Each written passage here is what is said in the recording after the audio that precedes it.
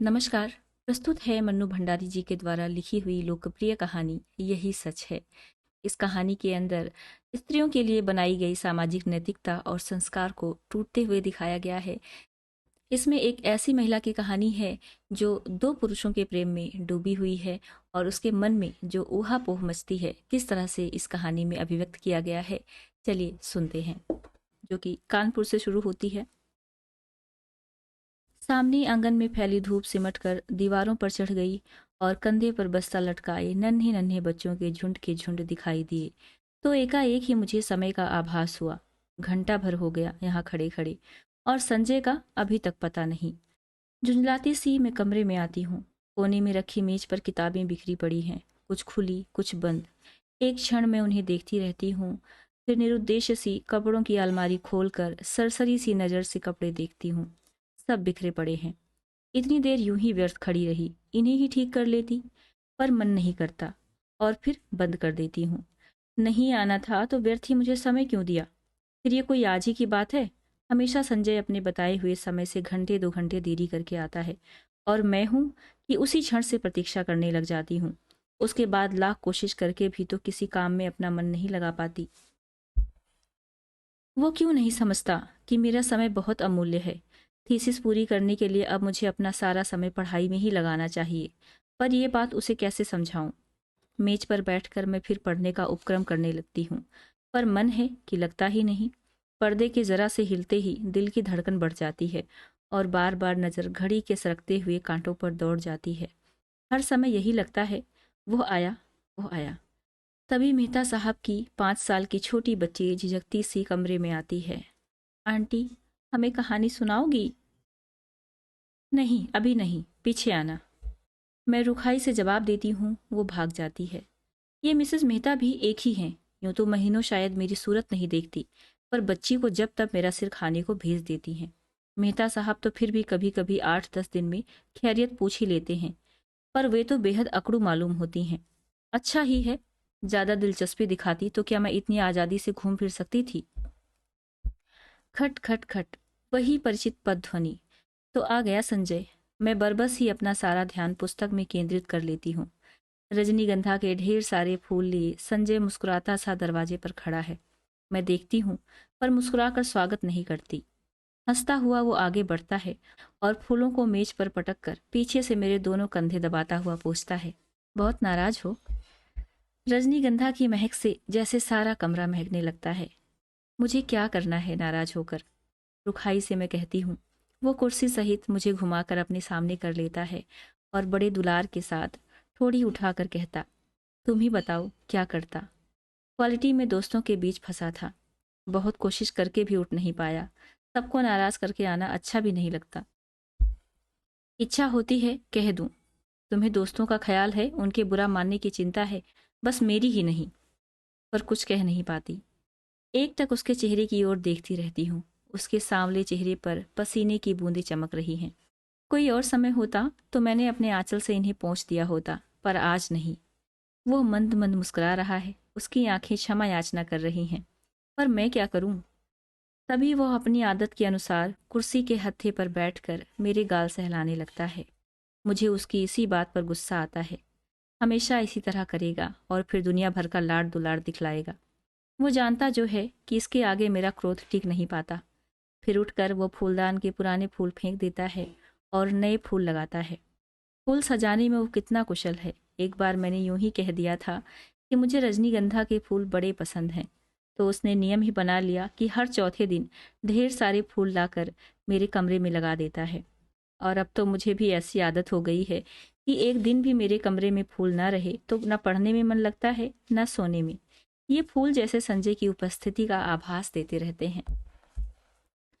थोड़ी देर बाद हम घूमने निकल जाते हैं।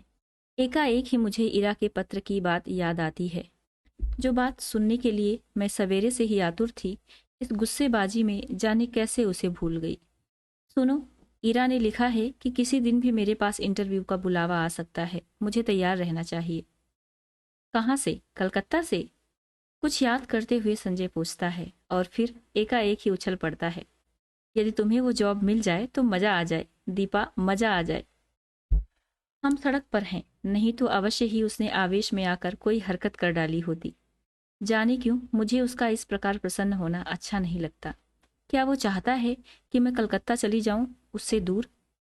तभी सुनाई देता है, तुम्हें ये जॉब मिल जाए तो मैं भी अपना तबादला कलकत्ता ही करवा लूं, हेड ऑफिस में। यहाँ की रोज की किचकिच से तो मेरा मन उब गया है।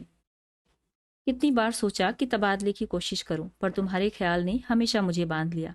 ऑफिस में शांति हो जाएगी, फिर मेरी शामें कितनी वीरान हो जाएंगी। उसके स्वर की आर्द्रता ने मुझे छू लिया। एकाएक ही मुझे लगने लगा कि रात बड़ी सुहावनी हो चली है। हम दूर निकलकर अपनी प्रिय टेकरी पर जाकर बैठ जाते हैं। दूर दूर तक हल्की सी चांदनी फैली हुई है और शहर की तरह यहाँ का वातावरण धुएं से भरा हुआ नहीं है। वो दोनों पैर फैलाकर बैठ जाता है और घंटों मुझे अपने ऑफिस के झगड़े की बात सुनाता है और फिर कलकत्ता जाकर साथ जीवन बिताने की योजनाएं बनाता है। मैं भी कुछ नहीं बोलती, बस एकटक उसे देखती हूँ, देखती रहती हूँ। जब वो चुप हो जाता है तो बोलती हूँ, मुझे तो इंटरव्यू में जाते हुए बड़ा डर लगता है। पता नहीं कैसे क्या पूछते होंगे। मेरे लिए तो ये पहला ही मौका है। वो खिलखिलाकर हंस पड़ता है। तुम भी एक ही मूर्ख हो। घर से दूर यहाँ कमरा लेकर अकेली रहती हो, रिसर्च कर रही हो, दुनिया भर में घूमती फिरती हो, और इंटरव्यू के नाम से डर लगता है, क्यों? और गाल पर हल्की सी चपत जमा देता है। फिर समझाता हुआ कहता है, और देखो, आजकल तो इंटरव्यू आदि तो सब दिखावा मात्र होते हैं, वहां किसी जान पहचान वाले से इन्फ्लुएंस डलवाना जाकर। पर कलकत्ता तो मेरे लिए एकदम नई जगह है। वहां इरा को छोड़कर मैं किसी को जानती भी नहीं। अब उन लोगों की कोई जान पहचान हो तो बात दूसरी है। असहाय सी मैं कहती हूँ, और किसी को नहीं जानती? फिर मेरे चेहरे पर नजरें गड़ाकर पूछता है, निशीथ भी तो वही है। होगा, मुझे क्या करना है उससे? मैं एकदम ही भन्ना कर जवाब देती हूँ। पता नहीं क्यों मुझे लग ही रहा था कि अब वो यही बात कहेगा। कुछ नहीं करना, वो छेड़ने के लहजे में कहता है। मैं और भभक पड़ती हूँ। देखो संजय, मैं 1000 बार तुमसे कह चुकी हूँ कि उसे लेकर मुझसे मजाक मत किया करो। मुझे इस तरह का मजाक जरा भी पसंद नहीं है। वो खिलखिलाकर हंस पड़ता है, पर मेरा तो मूड ही खराब हो जाता है। हम लौट पड़ते हैं। वो मुझे खुश करने के इरादे से मेरे कंधे पर हाथ रख देता है। मैं झपट कर हाथ हटा देती हूँ। क्या कर रहे हो? कोई देख लेगा तो क्या कहेगा? कौन है यहाँ जो देख लेगा? और देख लेगा तो देख ले, आप ही कुढ़ेगा। नहीं, हमें पसंद नहीं है ये बेशर्मी। और सच ही मुझे रास्ते में ऐसी हरकतें पसंद नहीं हैं, चाहे रास्ता निर्जन ही क्यों ना हो। पर है तो रास्ता ही, फिर कानपुर जैसी जगह। कमरे में लौट कर मैं उसे बैठने को कहती हूँ, पर वो बैठता नहीं, बस बाहों में भर कर एक बार चूम लेता है, ये भी जैसे उसका रोज का नियम है। वो चला जाता है। मैं बाहर बालकनी में निकलकर उसे देखती रहती हूँ। उसका आकार छोटा होते होते सड़क के मोड़ पर जाकर लुप्त हो जाता है। मैं उधर ही देखती रहती हूँ, निरुद्देश्य सी, खोई खोई सी। फिर आकर पढ़ने बैठ जाती हूँ। रात में सोती हूँ तो देर तक मेरी आंखें मेज पर लगे रजनीगंधा के फूलों को ही निहारती रहती हैं। जाने क्यों अक्सर मुझे भ्रम हो जाता है कि ये फूल नहीं हैं, मानो संजय की अनेकानेक आंखें हैं जो मुझे देख रही हैं, सहला रही हैं, दुलरा रही हैं। और अपने को यूं असंख्य आंखों से निरंतर देखे जाने की कल्पनाओं से ही मैं लजा जाती हूँ। मैंने संजय को भी एक बार यह बात बताई थी, तो वो खूब हंसा था और फिर मेरे गालों को सहलाते हुए उसने कहा था कि मैं पागल हूँ, निरी मूर्खा हूँ। कौन जाने, शायद उसका कहना ही ठीक हो, शायद मैं पागल ही हूँ। कानपुर। मैं जानती हूँ संजय का मन निशीथ को लेकर जब तब सशंकित हो उठता है, पर मैं उसे कैसे विश्वास दिलाऊं कि मैं निशीथ से नफरत करती हूँ। उसकी याद मात्र से मेरा मन घृणा से भर उठता है। फिर 18 वर्ष की आयु में किया हुआ प्यार भी कोई प्यार होता है भला? निरा बचपना होता है, महज पागलपन। उसमें आवेश रहता है पर स्थायित्व नहीं, गति रहती है पर गहराई नहीं। जिस वेग से वह आरंभ होता है, जरा सा झटका लगने पर उसी वेग से टूट भी जाता है, और उसके बाद आहों, आंसुओं और सिसकियों का एक दौर, सारी दुनिया की निस्सारता और आत्महत्या करने के अनेकानेक संकल्प, और फिर एक तीखी घृणा। जैसे ही जीवन को दूसरा आधार मिल जाता है, उन सबको भूलने में एक दिन भी नहीं लगता। फिर तो वो सब ऐसी बेवकूफ़ी लगती है जिस पर बैठकर घंटों हंसने की तबीयत होती है। तब एकाएक ही इस बात का एहसास होता है कि ये सारे आंसू, ये सारी आहें उस प्रेमी के लिए नहीं थी, वरन जीवन की उस रिक्तता और शून्यता के लिए थी जिसने जीवन को नीरस बनाकर बोझिल कर दिया था। तभी तो संजय को पाते ही मैं निशीथ को भूल गई। मेरे आंसू हंसी में बदल गए और आहों की जगह किलकारियां गूंजने लगी। पर संजय है कि जब तब निशीथ की बात को लेकर व्यर्थ ही खिन्न सा हो उठता है। मेरे कुछ कहने पर वो खिलखिला अवश्य पड़ता है, पर मैं जानती हूँ वो पूर्ण रूप से आश्वस्त नहीं है। उसे कैसे बताऊं कि मेरे प्यार का, मेरी कोमल भावनाओं का, भविष्य की मेरी अनेकानेक योजनाओं का एकमात्र केंद्र संजय ही है। यह बात दूसरी है कि चांदनी रात में किसी निर्जन स्थान में पेड़ तले बैठकर भी मैं अपनी थीसिस की बात करती हूँ, या वो अपने ऑफिस की मित्रों की बातें करता है, या हम किसी और के विषय पर बात करने लगते हैं। पर इस सब का ये मतलब तो नहीं कि हम प्रेम नहीं करते। वो क्यों नहीं समझता कि आज हमारी भावुकता यथार्थ में बदल गई है। सपनों की जगह हम वास्तविकता में जीते हैं। हमारे प्रेम को परिपक्वता मिल गई है, जिसका आधार पाकर वो अधिक गहरा हो गया है, स्थायी हो गया है। पर संजय को मैं कैसे समझाऊं ये सब? कैसे उसे समझाऊं कि निशीथ ने मेरा अपमान किया है, ऐसा अपमान जिसकी कचोट से मैं आज भी तिलमिला जाती हूँ। संबंध तोड़ने से पहले एक बार तो उसने मुझे बताया होता कि आखिर मैंने ऐसा कौन सा अपराध कर डाला था जिसके कारण उसने मुझे इतना कठोर दंड दे डाला। सारी दुनिया की भर्त्सना, तिरस्कार, परिहास और दया का विष मुझे पीना पड़ा, विश्वासघाती नीच कहीं का। और संजय सोचता है कि आज भी मेरे मन में उसके लिए कोई कोमल स्थान है। जी, मैं उससे नफरत करती हूँ। और सच पूछो तो अपने को भाग्यशालिनी समझती हूँ कि मैं एक ऐसे व्यक्ति के चंगुल में फंसने से बच गई जिसके लिए प्रेम महज एक खिलवाड़ है। संजय, ये तो सोचो कि यदि कोई ऐसी बात होती तो क्या मैं तुम्हारे आगे, तुम्हारी हर उचित अनुचित चेष्टा के आगे यूं आत्मसमर्पण करती, तुम्हारे चुंबनों और आलिंगनों में अपने को यूं बिखरने देती? जानते हो, विवाह से पहले कोई भी लड़की किसी को इन सब का अधिकार नहीं देती, पर मैंने दिया। क्या केवल इसीलिए नहीं कि मैं तुमसे प्यार करती हूँ? बहुत बहुत प्यार करती हूँ। विश्वास करो संजय, तुम्हारा मेरा प्यार ही सच है। निशीथ का प्यार तो मात्र छल था, भ्रम था, झूठ था। कानपुर। परसों मुझे कलकत्ता जाना है। बड़ा डर लग रहा है। कैसे क्या होगा? मान लो इंटरव्यू में बहुत नर्वस हो गई तो? संजय को कह रही हूँ कि वो भी साथ चले, पर उसे ऑफिस से छुट्टी नहीं मिल सकती। एक तो नया शहर, फिर इंटरव्यू। अपना कोई साथ होता तो बड़ा सहारा मिल जाता। मैं कमरा लेकर अकेली रहती हूँ, यूं अकेली घूम फिर भी लेती हूँ तो संजय सोचता है मुझ में बड़ी हिम्मत है, पर सच बड़ा डर लग रहा है। बार बार मैं ये मान लेती हूँ कि मुझे नौकरी मिल गई है और मैं संजय के साथ वहाँ रहने लगी हूँ। कितनी सुंदर कल्पना है, कितनी मादक। पर इंटरव्यू का भय मादकता से भरे इस स्वप्न जाल को छिन्न भिन्न कर देता है। काश संजय भी किसी तरह मेरे साथ चल पाता। कलकत्ता। गाड़ी जब हावड़ा स्टेशन के प्लेटफॉर्म पर प्रवेश करती है तो जाने कैसी विचित्र आशंका, विचित्र से भय से मेरा मन भर जाता है। प्लेटफॉर्म पर खड़े असंख्य नर नारियों में मैं इरा को ढूंढती हूँ, वो कहीं दिखाई नहीं देती। नीचे उतरने के बजाय खिड़की में से ही दूर दूर तक नजरें दौड़ाती हूँ। आखिर एक कुली को बुलाकर अपना छोटा सा सूटकेस और बिस्तर उतारने का आदेश दे मैं नीचे उतर पड़ती हूँ। उस भीड़ को देखकर मेरी दहशत जैसे और बढ़ जाती है। तभी किसी के हाथ के स्पर्श से मैं बुरी तरह चौंक जाती हूँ। पीछे देखती हूँ तो इरा खड़ी है। रुमाल से चेहरे का पसीना पोंछते हुए कहती हूँ, ओह, तुझे ना देखकर मैं घबरा रही थी कि तुम्हारे घर भी कैसे पहुंचूंगी। बाहर आकर हम टैक्सी में बैठते हैं। अभी तक मैं स्वस्थ नहीं हो पाई हूँ। जैसे ही हावड़ा पुल पर गाड़ी पहुंचती है, हुगली के जल को स्पर्श करती हुई ठंडी हवाएं तन मन को एक ताजगी से भर देती हैं। इरा मुझे इस पुल की विशेषता बताती है और मैं विस्मित सी उस पुल को देखती हूँ। दूर दूर तक फैले हुगली के विस्तार को देखती हूँ। उसकी छाती पर खड़ी और विहार करती अनेक नौकाओं को देखती हूँ। बड़े बड़े जहाज़ों को देखती हूँ। उसके बाद बहुत ही भीड़ भरी सड़कों पर हमारी टैक्सी रुकती रुकती चलती है। ऊंची ऊंची इमारतों और चारों ओर के वातावरण से कुछ विचित्र सी विराटता का आभास होता है। और इस सब के बीच जैसे मैं अपने को बड़ा खोया खोया सा महसूस करती हूँ। कहाँ पटना और कानपुर और कहाँ यह कलकत्ता। मैंने तो आज तक कभी बहुत बड़े शहर देखे ही नहीं। सारी भीड़ को चीरकर हम रेड रोड पर आ जाते हैं। चौड़ी शांत सड़क, मेरे दोनों ओर लंबे चौड़े खुले मैदान। क्यों ईरा, कौन कौन लोग होंगे इंटरव्यू में? मुझे तो बड़ा डर लग रहा है। अरे सब ठीक हो जाएगा। तू और डर? हम जैसे डरे तो कोई बात भी है? जिसने अपना सारा करियर अपने आप बनाया है वो भला इंटरव्यू में डरे?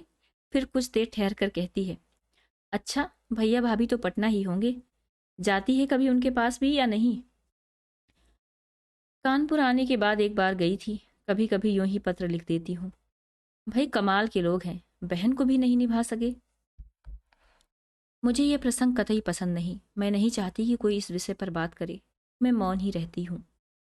इरा का छोटा सा घर है, सुंदर ढंग से सजाया हुआ।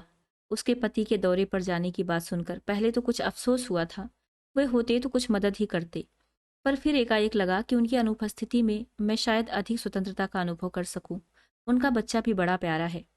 शाम को इरा मुझे कॉफ़ी हाउस ले जाती है। अचानक मुझे वहां निशीथ दिखाई देता है। मैं सकपका कर नज़र घुमा लेती हूँ, पर वो हमारी मेज पर ही आ पहुंचता है। विवश होकर मुझे उधर देखना पड़ता है, नमस्कार भी करना पड़ता है, इरा का परिचय भी करवाना पड़ता है। इरा पास की कुर्सी पर बैठने का निमंत्रण दे देती है। मुझे लगता है मेरी सांस रुक जाएगी। कब आई? आज सवेरे ही। अभी ठहरोगी? ठहरी कहाँ हो? जवाब इरा देती है। मैं देख रही हूँ, निशीत बहुत बदल गया है। उसने कवियों की तरह बाल बढ़ा लिए हैं। ये क्या शौक चल रहा, उसका रंग स्याह पड़ गया है, वो दुबला भी हो गया है। विशेष बातचीत नहीं होती और हम लोग उठ पड़ते हैं।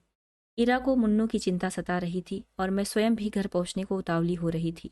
कॉफी हाउस से धर्मतल्ला तक वो पैदल चलता हुआ हमारे साथ आता है। इरा उससे बात कर रही है, मानो वह इरा का ही मित्र हो। इरा अपना पता समझा देती है और वो दूसरे दिन 9 बजे आने का वादा करके चला जाता है। पूरे 3 साल बाद निशीत का यूं मिलना, ना चाहकर भी जैसे सारा अतीत आंखों के सामने खुल जाता है। बहुत दुबला हो गया है निशीत, लगता है जैसे मन में कहीं कोई गहरी पीड़ा छिपाए बैठा है। उसे अलग होने का दुख तो नहीं साल रहा है इसे।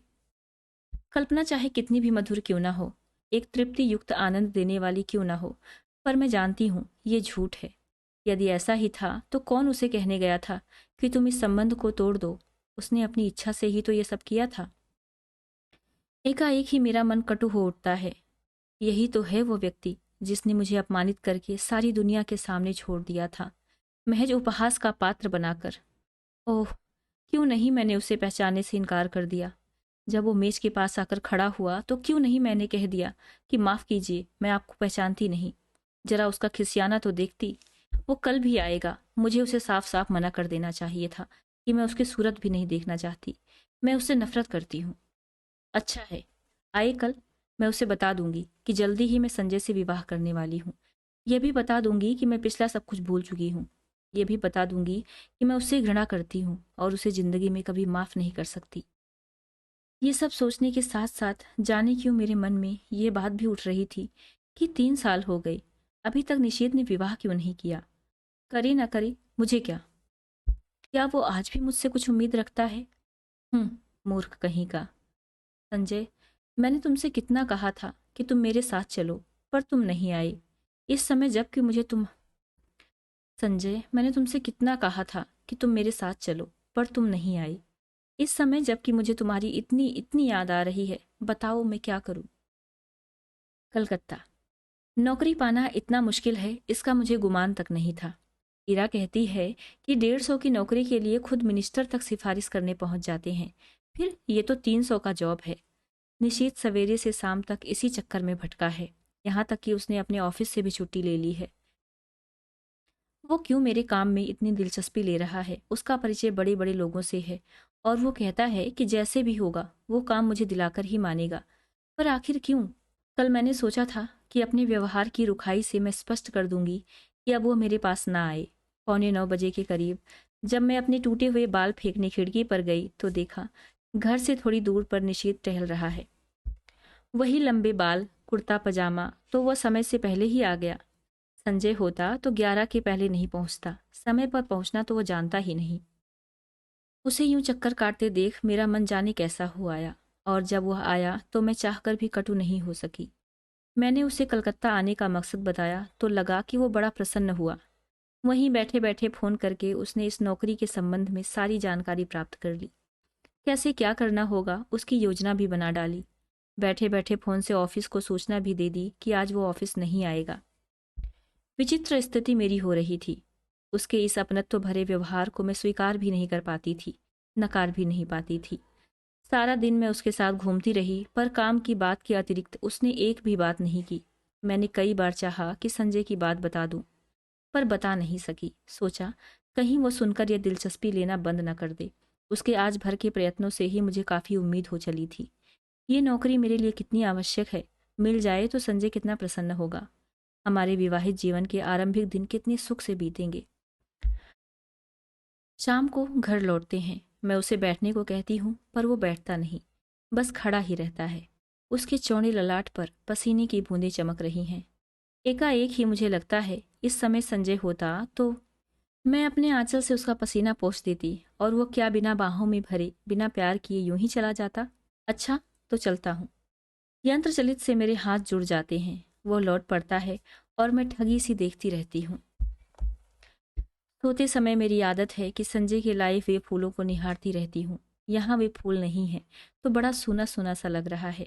पता नहीं संजय, तुम इस वक्त क्या कर रहे हो? 3 दिन हो गए, किसी ने बाहों में भरकर प्यार तक नहीं किया। कलकत्ता। आज सवेरे मेरा इंटरव्यू हो गया है। मैं शायद बहुत नर्वस हो गई थी, और जैसे उत्तर मुझे देने चाहिए वैसे नहीं दे पाई। पर निशीत ने आकर बताया कि मेरा चुना जाना करीब करीब तय हो गया है। मैं जानती हूँ ये सब निशीत की वजह से हुआ है। ढलते सूरज की धूप निशीत के बाएं गाल पर पड़ रही थी, और सामने बैठा निशीत इतने दिन बाद एक बार फिर मुझे बड़ा प्यारा सा लगा। मैंने देखा, मुझसे ज़्यादा वो प्रसन्न है। वो कभी किसी का एहसान नहीं लेता, पर मेरी खातिर उसने ना जाने कितने लोगों का एहसान लिया। आखिर क्यों? क्या वो चाहता है कि मैं कलकत्ता आकर रहूं उसके साथ, उसके पास? एक अजीब सी पुलक से मेरा तन मन सिहर उठता है। वो ऐसा क्यों चाहता है? उसका ऐसा चाहना बहुत गलत है, बहुत अनुचित है। मैं अपने मन को समझाती हूँ, ऐसी कोई बात नहीं है। शायद वो केवल मेरे प्रति किए गए अन्याय का प्रतिकार करने के लिए ये सब कर रहा है। पर क्या वो समझता है कि उसकी मदद से नौकरी पाकर मैं उसे क्षमा कर दूंगी, या जो कुछ उसने किया है उसे भूल जाऊंगी? असंभव। मैं कल ही उसे संजय की बात बता दूंगी। आज तो इस खुशी में पार्टी हो जाए।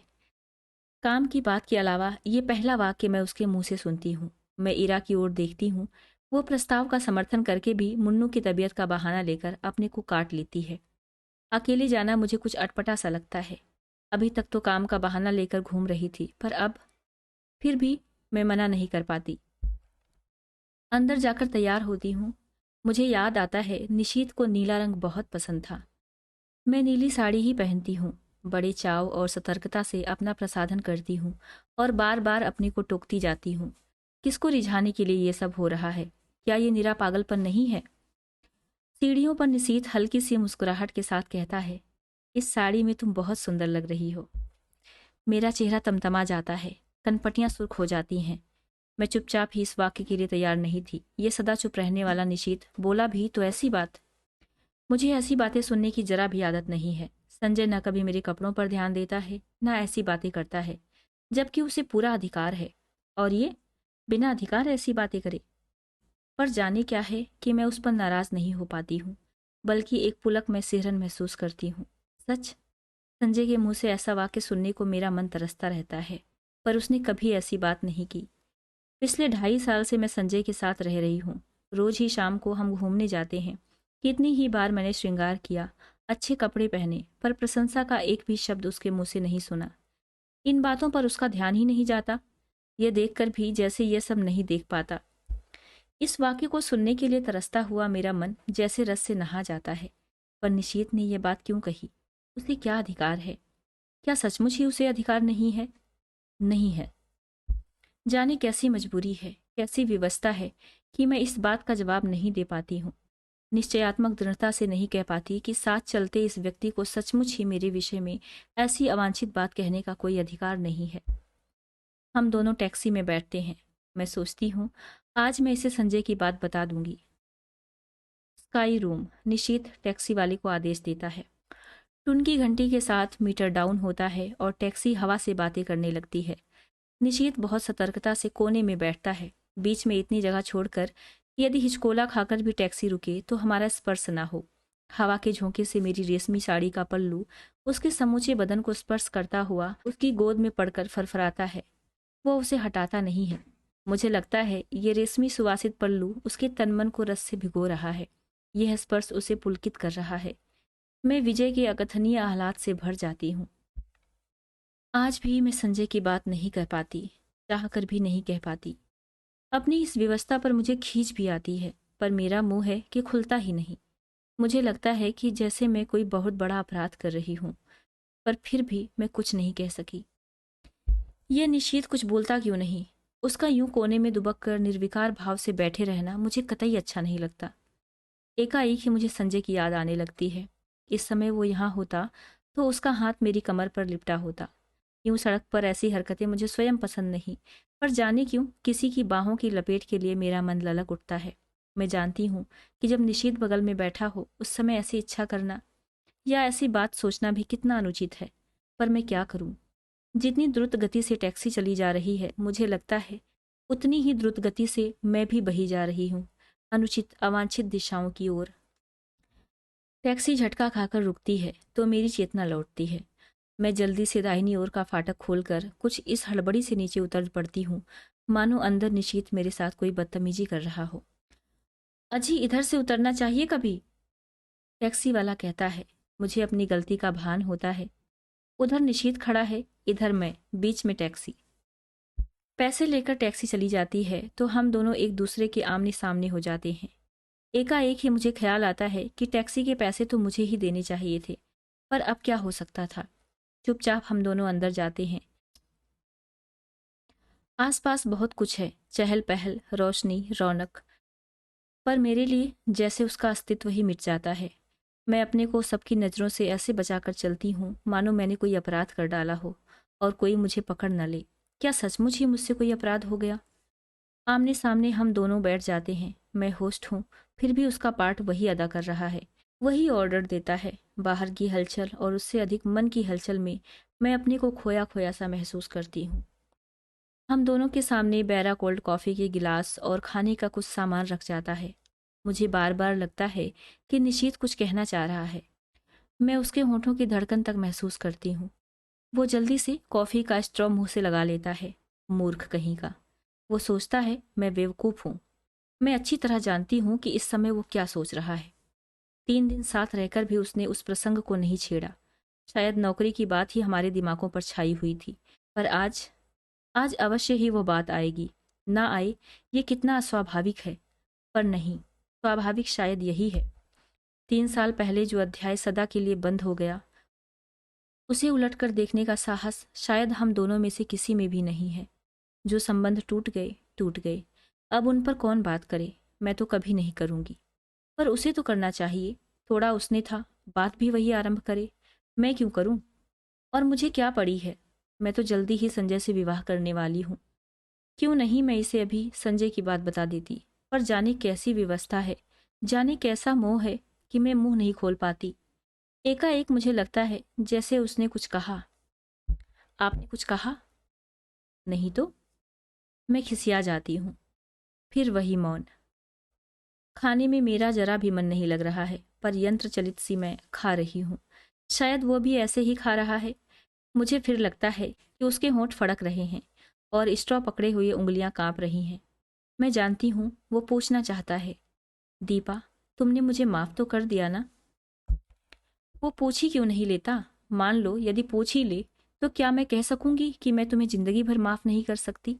मैं तुमसे नफरत करती हूँ। मैं तुम्हारे साथ घूम फिर ली या कॉफी पी ली तो ये मत समझो कि मैं तुम्हारी विश्वासघात की बात को भूल गई हूँ। और एकाएक ही पिछला सब कुछ मेरी आंखों के आगे तैरने लगता है।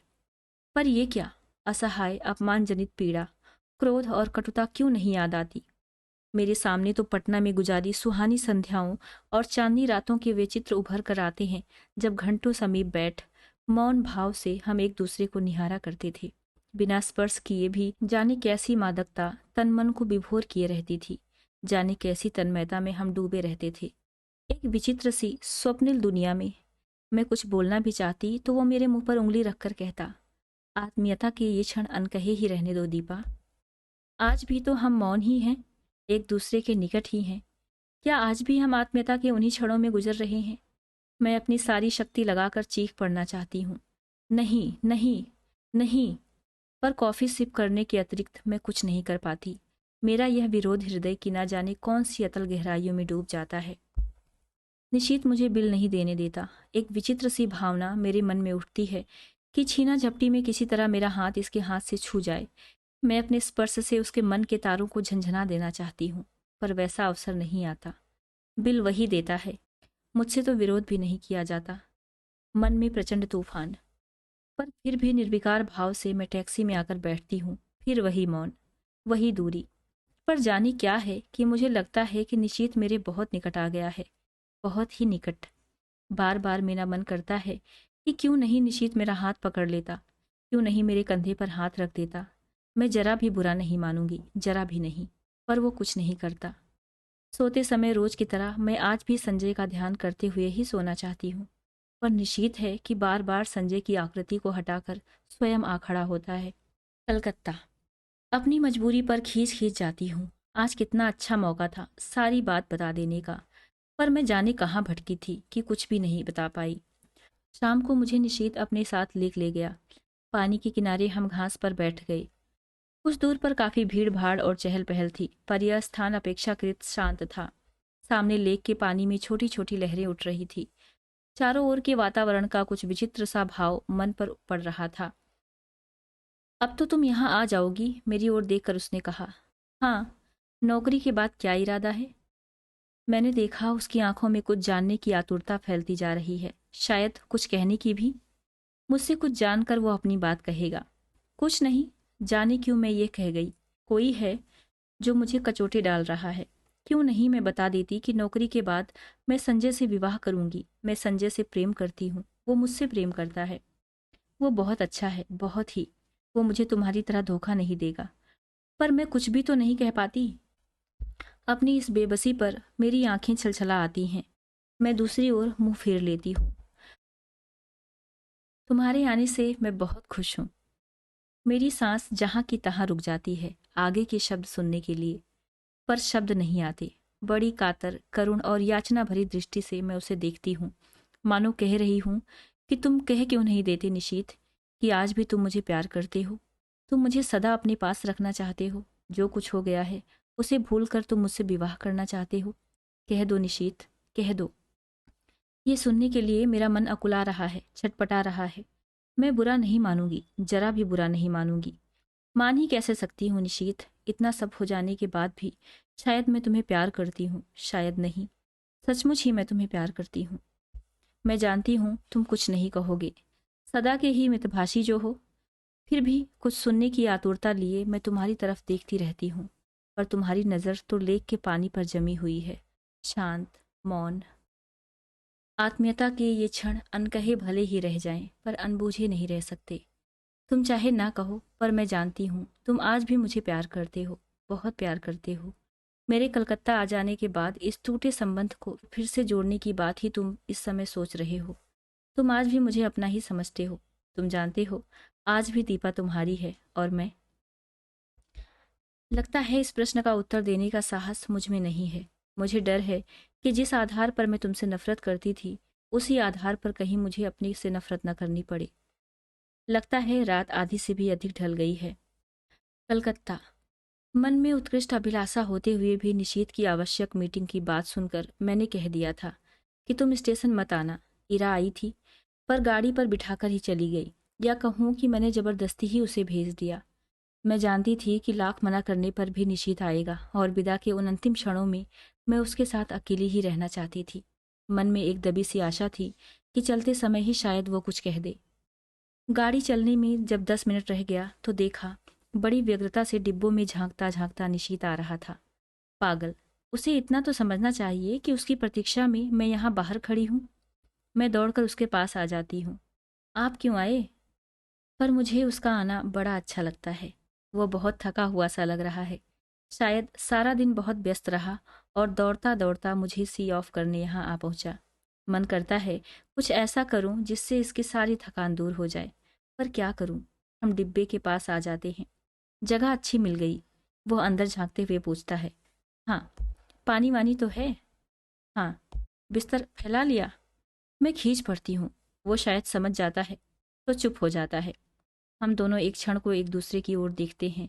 उसकी आंखों में विचित्र सी छायाएं देखती हूँ, मानो कुछ है जो उसके मन में घुट रहा है। उसे मत रहा है, पर वो कह नहीं पा रहा है। वो क्यों नहीं कह देता? क्यों नहीं अपने मन की इस घुटन को हल्का कर लेता? आज भीड़ विशेष नहीं है। चारों ओर नजर डालकर वो कहता है। मैं भी एक बार चारों ओर देख लेती हूँ, पर नजर मेरी बार बार घड़ी पर ही जा रही है। जैसे जैसे समय सरक रहा है, मेरा मन किसी गहरे अवसाद में डूब रहा है। मुझे कभी उस पर दया आती है, तो कभी खींच। गाड़ी चलने में केवल 3 मिनट बाकी रह गए हैं। एक बार फिर हमारी नजरें मिलती हैं। ऊपर चढ़ जाओ, अब गाड़ी चलने वाली है। बड़ी असहाय सी नज़र से मैं उसे देखती हूँ, मानो कह रही हूँ, तुम ही चढ़ा दो। और फिर धीरे धीरे चढ़ जाती हूँ। दरवाजे पर मैं खड़ी हूँ और वो नीचे प्लेटफॉर्म पर। जाकर पहुँचने की खबर देना। जैसे ही मुझे इधर कुछ निश्चित रूप से मालूम होगा, तुम्हें सूचना दूंगा। मैं कुछ बोलती नहीं, बस उसे देखती रहती हूँ। सीटी, हरी झंडी, फिर सीटी। मेरी आंखें छलछला आती हैं। गाड़ी एक हल्के से झटके के साथ सरकने लगती है। वो गाड़ी के साथ कदम आगे बढ़ाता है और मेरे हाथ पर धीरे से अपना हाथ रख देता है। मेरा रोम रोम सिहर उठता है। मन करता है चिल्ला पड़ूं। मैं सब समझ गई निशीथ, सब समझ गई। जो कुछ तुम इन 4 दिनों में नहीं कह पाए, वो तुम्हारे इस क्षणिक स्पर्श ने कह दिया। विश्वास करो, यदि तुम मेरे हो तो मैं भी तुम्हारी हूँ। केवल तुम्हारी, एकमात्र तुम्हारी। पर मैं कुछ कह नहीं पाती। बस साथ चलते निशीथ को देखती भर रहती हूँ। गाड़ी की गति पकड़ते ही वो हाथ को जरा सा दबाकर छोड़ देता है। मेरी छलछलाई आंखें मुन जाती हैं। मुझे लगता है यह स्पर्श, यह सुख, ये क्षण ही सत्य है, बाकी सब झूठ है। अपने को भूलने का, भरमाने का, छलने का असफल प्रयास है। आंसू भरी आंखों से मैं प्लेटफॉर्म को पीछे छूटता देखती हूँ। सारी आकृतियां धुंधली सी दिखाई देती हैं। असंख्य हिलते हुए हाथों के बीच निशीथ के हाथ को, उस हाथ को जिसने मेरा हाथ पकड़ा था, ढूंढने का असफल सा प्रयास करती हूँ। गाड़ी प्लेटफॉर्म को पार कर जाती है और दूर दूर तक कलकत्ता की जगमगाती बत्तियां दिखाई देती हैं। धीरे धीरे वे सब दूर होती जाती हैं, पीछे छूटती जाती हैं। मुझे लगता है ये दैत्याकार ट्रेन मुझे मेरे घर से कहीं दूर ले जा रही है, अनदेखी अनजानी राहों में गुमराह करने के लिए, भटकाने के लिए। बोझिल मन से मैं अपने फैलाए हुए बिस्तर पर लेट जाती हूँ। आंखें बंद करते ही सबसे पहले मेरे सामने संजय का चित्र उभरता है। कानपुर जाकर मैं उसे क्या कहूंगी? इतने दिनों तक उसे छलती आई, अपने को छलती आई, पर अब नहीं। मैं उसे सारी बात समझा दूंगी। कहूंगी, संजय, जिस संबंध को टूटा हुआ जानकर मैं भूल चुकी थी, उसकी जड़ें हृदय की किन अतल गहराइयों में जमी हुई थी, इसका एहसास कलकत्ता में निशीथ से मिलकर हुआ। याद आता है, तुम निशीथ को लेकर सदैव ही संदिग्ध रहते थे, पर तब मैं तुम्हें ईर्ष्यालु समझती थी। आज स्वीकार करती हूँ कि तुम जीते, मैं हारी। सच मानना संजय, 2.5 साल मैं स्वयं भ्रम में थी और तुम्हें भी भ्रम में डाल रखा था। पर आज भ्रम के छलना के सारे ही जाल छिन्न भिन्न हो गए हैं। मैं आज भी निशीथ को प्यार करती हूँ, और ये जानने के बाद एक दिन भी तुम्हारे साथ और छल करने का दुस्साहस कैसे करूं? आज पहली बार मैंने अपने संबंधों का विश्लेषण किया, तो जैसे सब कुछ स्पष्ट हो गया। और जब मेरे सामने सब कुछ स्पष्ट हो गया, तो तुमसे कुछ भी नहीं छुपाऊंगी। तुम्हारे सामने मैं चाहूं तो भी झूठ नहीं बोल सकती। आज लग रहा है तुम्हारे प्रति मेरे मन में जो भी भावना है वो प्यार की नहीं, केवल कृतज्ञता की है। तुमने मुझे उस समय सहारा दिया था जब अपने पिता और निशीथ को खोकर मैं चूर चूर हो चुकी थी। सारा संसार मुझे वीरान नजर आने लगा था। उस समय तुमने अपने स्नेहिल स्पर्श से मुझे जिला दिया। मेरा मुरझाया मरा मन हरा हो उठा। मैं कृतकृत्य हो उठी और समझने लगी कि मैं तुमसे प्यार करती हूँ। पर प्यार की बेशुद्ध घड़ियां, वे विभोर क्षण, तन्मयता के वे पल, जहां शब्द चुक जाते हैं, हमारे जीवन में कभी नहीं आए। तुम ही बताओ, आए कभी? तुम्हारे असंख्य आलिंगनों और चुंबनों के बीच भी एक क्षण के लिए भी तो मैंने कभी तन मन की सुध बिसरा देने वाली पुलक या मादकता का अनुभव नहीं किया। सोचती थी निशीथ के चले जाने के बाद मेरे जीवन में एक विराट शून्यता आ गई थी, एक खोखलापन आ गया था। तुमने उसकी पूर्ति की। तुम पूरक थे। मैं गलती से तुम्हें प्रियतम समझ बैठी। मुझे क्षमा कर दो संजय, और लौट जाओ। तुम्हें मुझ जैसी अनेक दीपाएं मिल जाएंगी जो सचमुच ही तुम्हें प्रियतम की तरह प्यार करेंगी। आज एक बात अच्छी तरह जान गई हूँ कि प्रथम प्रेम ही सच्चा प्रेम होता है। बाद में किया हुआ प्रेम तो अपने को भूलने का, भरमाने का प्रयास मात्र होता है।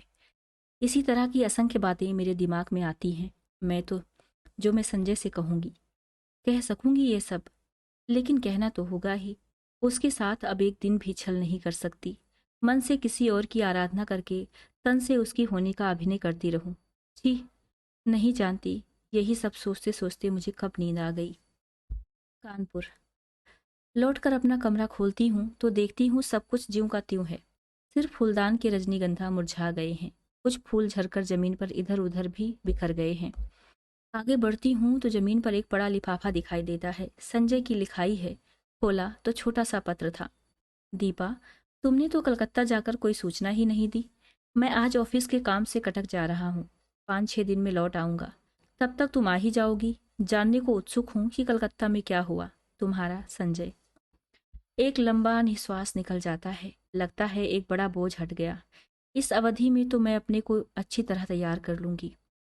नहा धोकर सबसे पहले मैं निशीथ को पत्र लिखूंगी। उसकी उपस्थिति से जो हिचक मेरे होंठ बंद किए हुए थे, दूर रहकर वो अपने आप ही टूट जाती हैं। मैं स्पष्ट शब्दों में लिख देती हूँ कि चाहे उसने कुछ नहीं कहा, फिर भी मैं सब कुछ समझ गई हूँ। साथ ही ये भी लिख देती हूँ कि मैं उसकी उस हरकत से बहुत दुखी थी, बहुत नाराज भी, पर उसे देखते ही जैसे सारा क्रोध बह गया। इस अपनत्व में क्रोध भला टिक भी कैसे पाता। लौटी हूँ तब से ना जाने कैसी रंगीनी और मादकता मेरी आंखों के आगे छाई है। एक खूबसूरत से लिफाफे में उसे बंद करके मैं स्वयं पोस्ट करने जाती हूँ। रात में सोती हूँ तो अनायास ही मेरी नज़र सोने फूलदान पर जाती है। मैं करवट बदल कर सो जाती हूँ।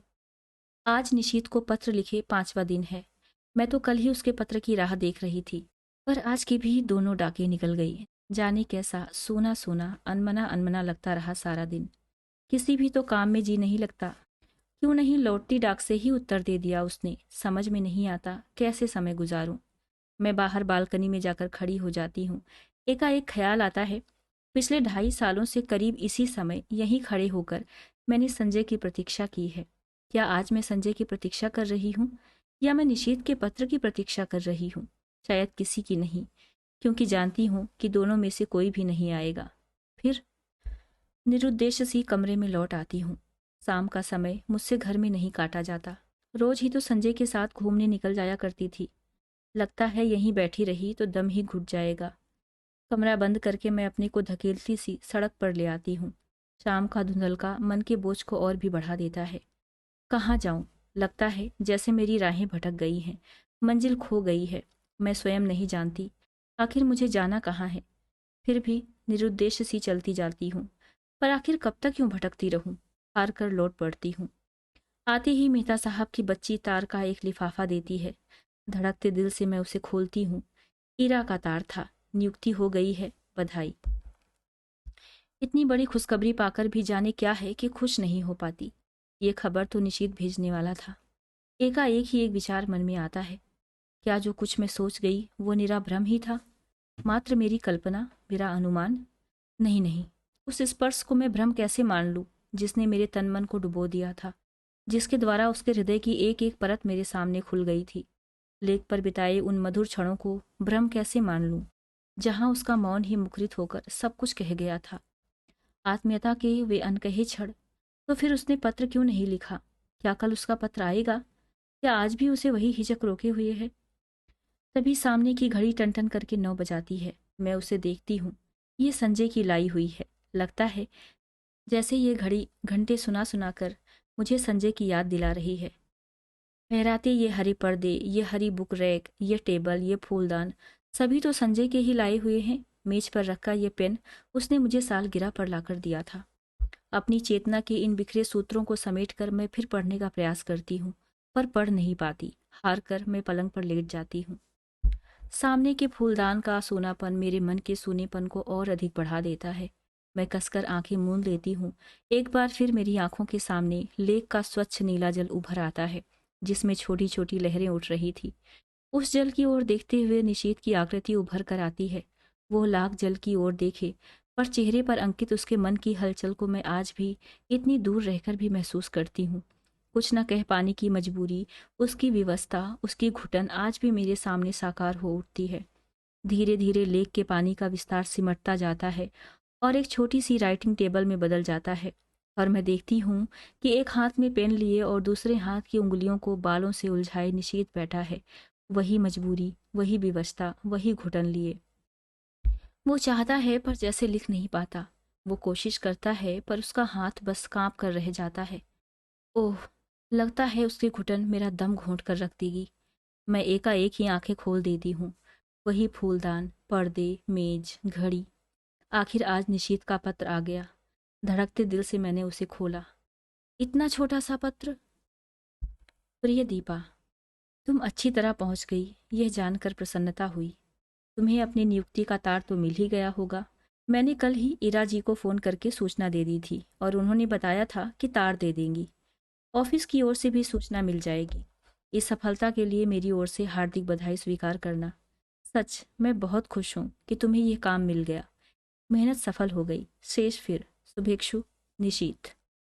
बस, धीरे धीरे पत्र के सारे शब्द आंखों के आगे लुप्त हो जाते हैं।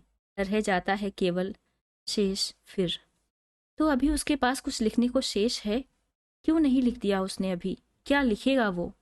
दीपा, मैं मुड़कर दरवाजे की ओर देखती हूँ। रजनीगंधा के ढेर सारे फूल लिए मुस्कुराता सा संजय खड़ा है।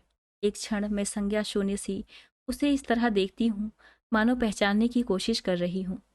वो आगे बढ़ता है तो मेरी खोई हुई चेतना लौटती है और विक्षिप्त सी दौड़कर उससे लिपट जाती हूँ। क्या हो गया है तुम्हें? पागल हो गई हो क्या?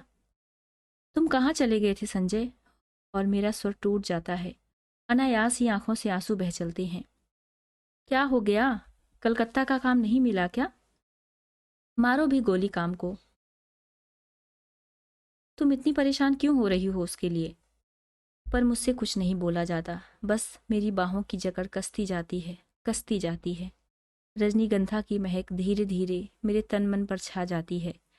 तभी मैं अपने भाल पर संजय के अधरों का स्पर्श महसूस करती हूँ और मुझे लगता है यह स्पर्श, यह सुख, यह क्षण ही सत्य है। वो सब झूठ था, मिथ्या था, भ्रम था और हम दोनों एक दूसरे के आलिंगन में बंधे रहते हैं, चुंबित प्रतिचुंबित। ये थी मन्नू भंडारी जी के द्वारा लिखी हुई कहानी यही सच है। उम्मीद है प्रस्तुति आपको पसंद आई होगी। इस तरह की और भी साहित्यिक कहानियाँ सुनने के लिए चैनल को सब्सक्राइब करें और इसे शेयर भी करें। धन्यवाद।